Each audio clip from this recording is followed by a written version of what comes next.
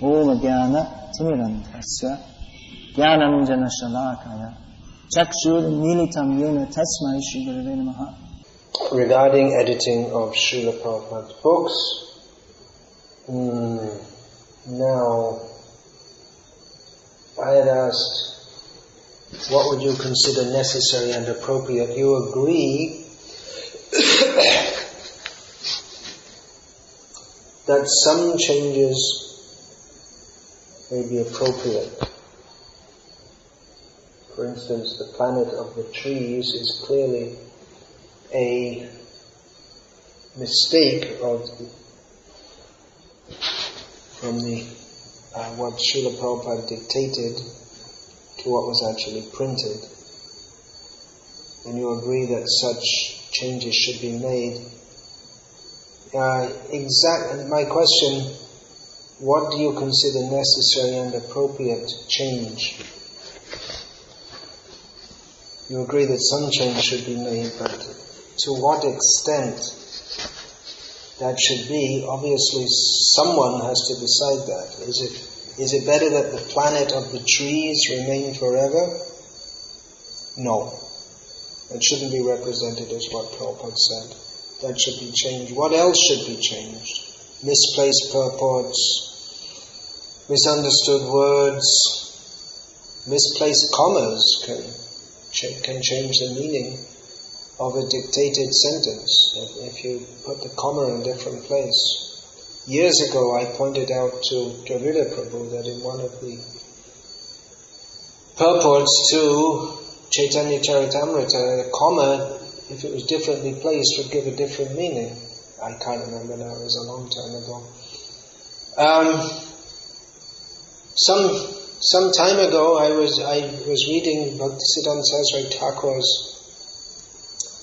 commentary on that section of Chaitanya Charitamrita where Chaitanya Mahaprabhu states Jare Dekho Tare Kaha Krishna Upadesh, and in the purport given by Srila Prabhupada, Prabhupada says that, I can't remember exactly the words, saying that one should not accept disciples. It's a famous line, it's quoted. But Bhaktisiddhanta Saraswati Thakur had said that one should accept disciples, and Prabhupada's purport is based on Bhaktisiddhanta Saraswati Thakur's purport. So I asked Dravida Prabhu to check the original transcription, which he did, and he sent it to me also. And actually, I don't know what the problem is getting the original transcription. And I've had several questions about the authenticity of what's the present version in Prabhupada's books compared to the original transcription. And each time I get the original sent to me, if it exists.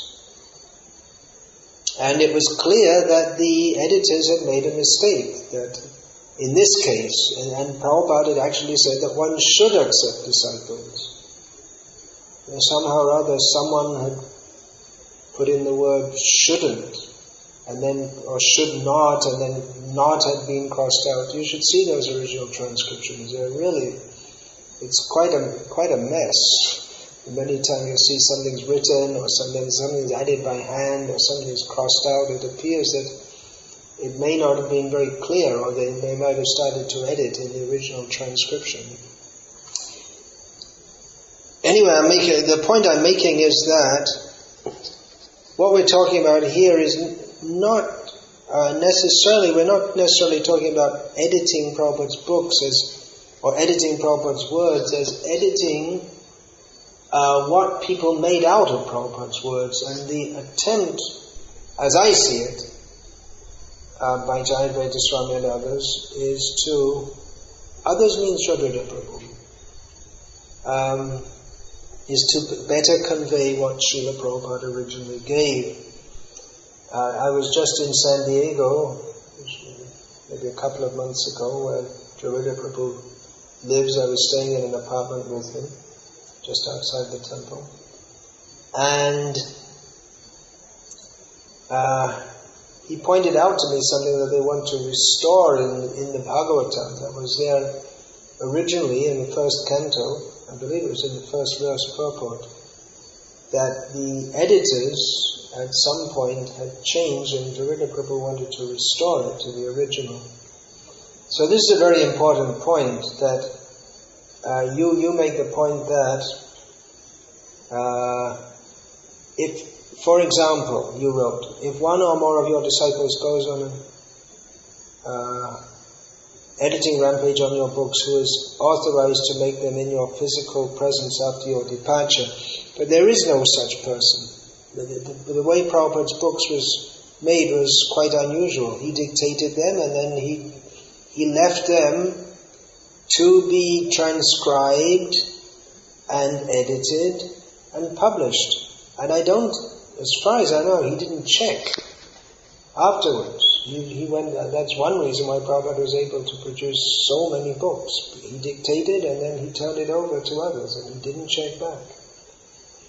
And mistakes were made. The books were being produced very quickly, especially the Chaitanya Charitamrita was produced very quickly. And there were many mistakes, especially in the early books. Dravida Prabhu was also telling me that now he's going to edit the Nectar of Devotion, which is one of the earliest books, and it's very technical, and there's a lot of errors in there, and we don't have any original transcriptions. So one major point in which Jagadananda and other envious persons point out is that in Nectar of Devotion, the Prabhupada, or whatever, what we have now, the word Raganuga is often used where the actual word should be, according to the original text, Ragatmika, and it makes a tremendous difference in meaning. So the Dravida Prabhu was telling me that it's what to do in this circumstance. Should we leave it like that or change it? People are criticizing Prabhupada that he didn't know what he was talking about. Well, we don't know. It seems to be an editor's mistake, or someone somewhere made a mistake, a technical mistake, which, just like the Planet of the Trees, it makes Srila Prabhupada. The book is written with Prabhupada's name, and it makes, if anyone thinks that Prabhupada said the Planet of the Trees, it makes Prabhupada look, it makes him look foolish. Because Prabhupada didn't say that. And it's ironic that this is being distributed in this original edition, or as they call it, is being distributed in Bangalore from the Ritwik Temple. And Bangalore is the one city in the world which has the most traditional pundits. And I don't know if they ever read that, I don't know what they're going to think. And maybe they'll understand that Prabhupada didn't make that mistake, or it could be explained to them, but then it comes up, then why perpetuate that mistake? So it's, Dravida Prabhu was telling me, it's a quandary for the editors. Now, on one hand, you have people like fanatics who go on printing books with the Planet of the Trees in it. And on the other hand, it's not what Prabhupada said, and for any outside person, they'll think that either Prabhupada or his followers after so many generations are simply ignorant. So how do you best serve the spiritual master? By perpetuating mistakes made by his ignorant disciples at some point in time, or by changing that. In the present ethos in ISKCON, any change is greeted with such shrill protests that the editors have become very cautious, which is maybe good, but as I'm pointing out with the Planet of the Trees as a gross example, that we might better serve Srila Prabhupada by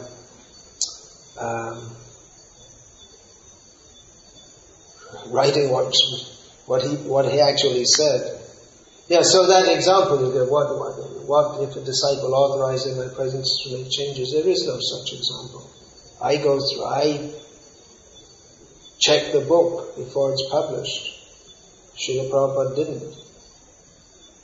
And then even after publishing, I may make some changes. Now another thing is that we do have the original form of the books as they are printed. If anyone at some point wants to make a critical edition or for historical purposes. Bhagavad Gita as it is, if you go through all the changes or restorations, like I was saying, you'll find there's many things like purports given to the wrong verse, or parts of purports missing, shlokas not quoted, or the wrong shloka quoted, the wrong reference given. That's why I asked you to go through that. I believe Jayadvaita Maharaj has explained every change and why it was made. And why don't you do that? You can go through and see what you think, according to your subjective opinion, is acceptable, and what isn't, and why that change, if you think something is not acceptable, you can say why. But remember, it's only your opinion, and it's your opinion against someone else's. You may be very strongly feeling in one way, but then someone else may strongly feel in another way.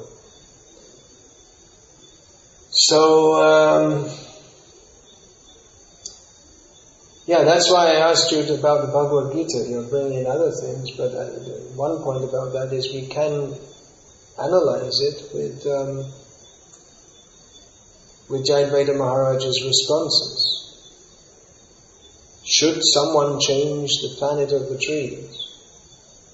Someone should do it. If they're not perfect, well, they're not as perfect as Prabhupada, but they're trying to serve the mission of Srila Prabhupada, then, like I say, someone has to take that responsibility. You have doubts about Jayadvaita Swami, and, we can have doubts about anyone, and in the present situation we might doubt anyone and everyone, but again, someone should do something, I feel. And you also feel that the planet of the trees should not stay, to use that example again and again.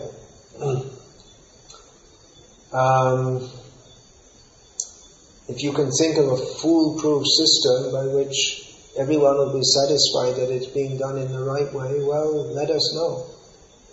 And of course, there are some people who, just like they're printing the version of Bhagavad Gita, the old Macmillan edition, with all the points in it, the mistakes in it. So some people would say, don't make any change at all, so you can't satisfy everyone.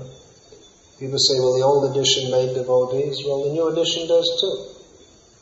So, that's not really an argument. Regarding this point about the quote from C.C. Adi Chapter 1 Intro, I agree, that looks pretty strange, but then what is I don't know what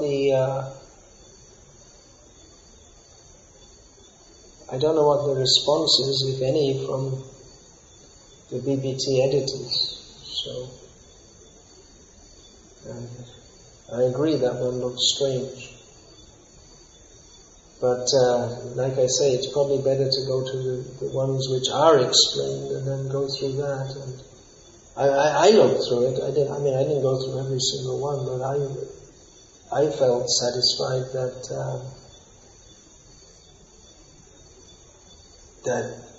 the changes, as far as I can remember, they were done well. And I regularly say, I'm going to send along with this something that I'm pointing out to Drabida Prabhu, that in the word-for-word purports, the word Panava is sometimes mentioned as a bugle, sometimes mentioned as a kettle drum, sometimes mentioned as a small drum. So I believe these word-for-word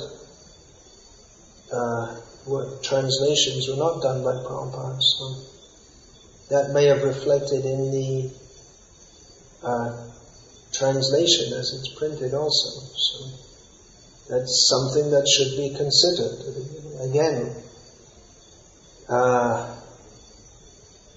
It's just like if you see, for instance, that your spiritual master's inadvertently put his shirt on back to front,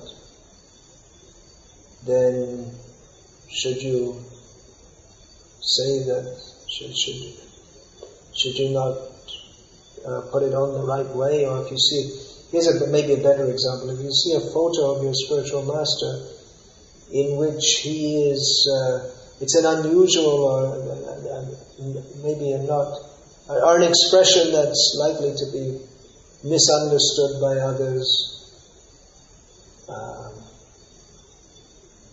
or sleeping. Should you show a photo of your spiritual master sleeping? I would say no. If it's in circulation, well, take it out of circulation. So technical mistakes, that should be changed. Philosophical,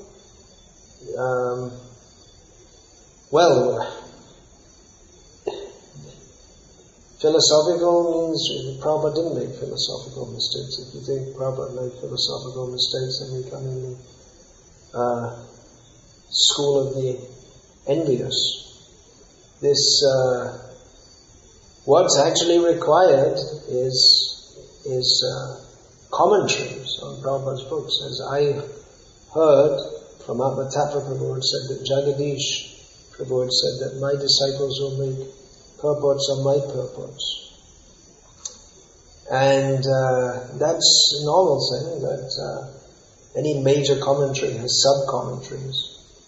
So, further commentary may be required, because sometimes the way the sentences are constructed in Prabhupada's books as they are now, they can be ambiguous also. Just like in one purport, it can be ambiguous the other day I was reading in the 4th canto that even Lord Shiva is often offered Lord Vishnu's prasad. I was giving the class on this, and I said, well, this could be understood both ways. From Daksha's point of view, it could be understood even Lord Shiva. Means Lord Shiva's, from Daksha's point of view, is so low, and even he is offered Lord Vishnu's prasad. But the actual understanding should be that even such a great person as Lord Shiva is subordinate to Lord Vishnu. In another place, I believe it's also in the 4th canto, Prabhupada writes that Sati, is in the 4th canto, Sati was lucky that Lord Shiva, like some of his followers, didn't sell her ornaments and buy ganja. Now someone might think, in fact I heard that someone had said, well, that's offensive to Lord Shiva, but obviously it's said in a joking way, and Srila Prabhupada is on the level of someone who can make a joke like that. So some commentary may be required to explain these points. And actually at some point in time, certainly Prabhupada's books are going to have to be rewritten, because the English language is changing all the time. And in fact, some of the usages that Prabhupada uses, they're outmoded uses of the word, just like Prabhupada uses the word envy, and in a way that it's an outmoded usage. And it's just like if you see Beowulf, it's the first English writing that's still extant. It's I believe it's over 1,000 years old, and no one can understand it. In modern English, it's completely different from modern English. Chaucer's Canterbury Tales, they're more modern, but they're also practically not understandable in original form. The Chaucer's, Shakespeare also, all of his works are edited. So because the English language is changing, so that will have to be done at some point in time. So maybe not for some hundreds of years. So my point is that editing is an inevitability, and that point, there should be some standard accepted edition, and maybe that will be, maybe not. It's just like there are different churches have different Bibles. even in the original Latin or whatever it is, they have some accept some books and some don't accept those books. And so these disputes may go on. Generally, religious disputes are strongly held.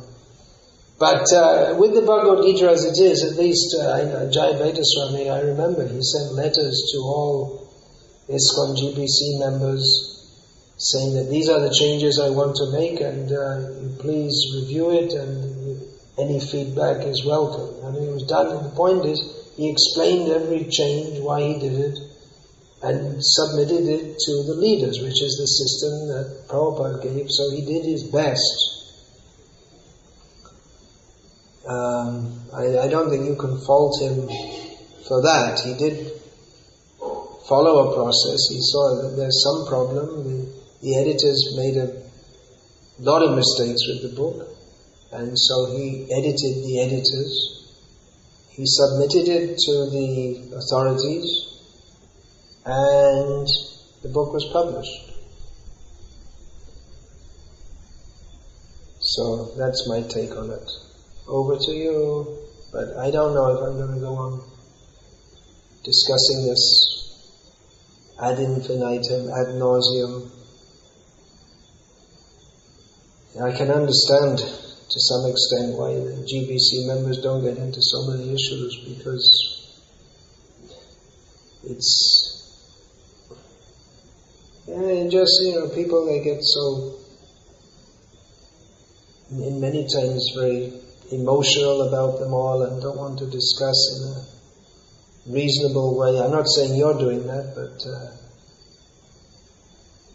it's just like it's presumed guilty until innocent. Just like you say, editing rampage.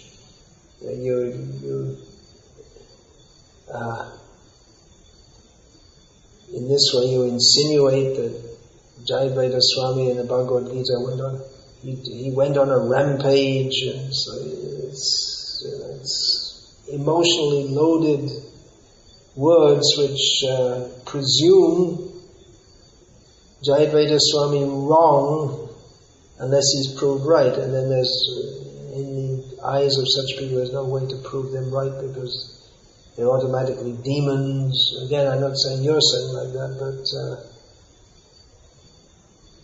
that tendency is there. So, of course, it was Jayabheda Swami who led the BBT recently to reject the GBC's proposal to add annotations to Prabhupada's books. So that's good, isn't it?